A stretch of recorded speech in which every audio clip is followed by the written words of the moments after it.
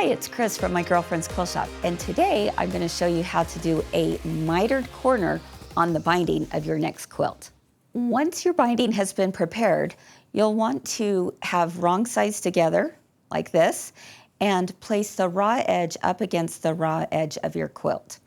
I also like to keep a 4 to 5 inch tail just kind of flapping in the wind there so that it helps me when it comes to joining the ends of my binding.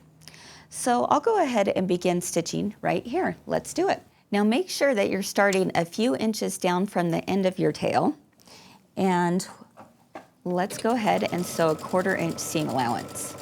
You'll notice that I stopped just right before I got down to the corner. It's important to note that you will actually stop at the 1/4 inch from the corner. And so to help me do that, I like to actually place a little pin mark right here on top of the binding that is exactly 1/4 inch away from the corner. That just helps give me a little visual of where my needle is going to stop. So I'm going to go ahead and do that. Stop right there. Now, at this point, I want to rotate my quilt just at a 45-degree angle so that as I come off of it, I'm stitching past that binding off of the quilt. Let's take a closer look at what happened. I stitched down here. I stopped at where my little tick mark was at the 1/4 inch to the corner, and I pivoted so that the needle then ran off at a 45-degree angle right into the corner there. So let's take a closer look over here at the cutting table. You can see that this has been sewn. I'm going to bring this tail up, and this is why I like sewing off at a 45-degree angle, because this gives me the perfect barrier to be able to fold that right up there, creates that straight line right across there. And then I'm just doing a finger press here, and now I'm bringing this back on top of itself with the fold at the top of the quilt. One more time.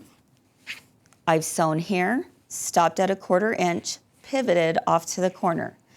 I bring my tail up here, and now I bring it back on top of itself with the fold at the very top. I'm here at the machine, and I have my needle right at the very, very tip top of that quilt, and I go ahead and sew my 1/4 inch seam allowance all the way down. And one more time, as I get closer to the corner, I'm going to go ahead and stop, find my 1/4 inch mark from the corner, and place a little tick mark across. Again, that's showing me exactly where my needle should stop. Oh, maybe one more stitch. Perfect. Pivot. And sew off at a 45-degree angle. And I'm bringing my tail up.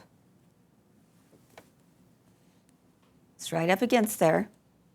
And I'm going to bring the tail right back on top of itself with the fold at the very tip top and continue sewing all the way from the top.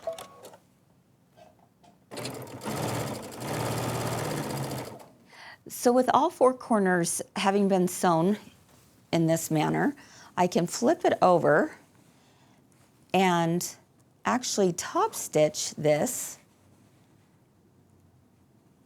by mitering that corner with that fold going right into the center right there.